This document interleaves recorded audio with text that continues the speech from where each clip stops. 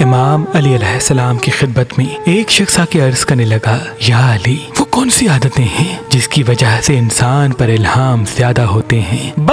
جیسے ہی یہ پوچھا گیا تو امام علی علیہ السلام نے فرمایا، اے شخص، 3 عادتوں کی وجہ سے انسان کے دماغ پر الہام زیادہ ہوتے ہیں۔ پہلی چیز، آدھا پیٹ کھانا کھانا، کیونکہ جو انسان زیادہ کھانا کھاتا ہے وہ الہام جیسی عظیم نعمت سے محروم رہتا ہے اور یوں وہ قدرت کے اشارے سمجھ نہیں پاتا۔ دوسرا، کم بات کرنا۔ یاد رکھنا، جو انسان زیادہ بات کرتا ہے تو اس کا دماغ قدرت کے اشاروں سے محروم رہتا ہے۔ اور تیسری چیز، اللہ کی مخلوق پہ رحم کرنا۔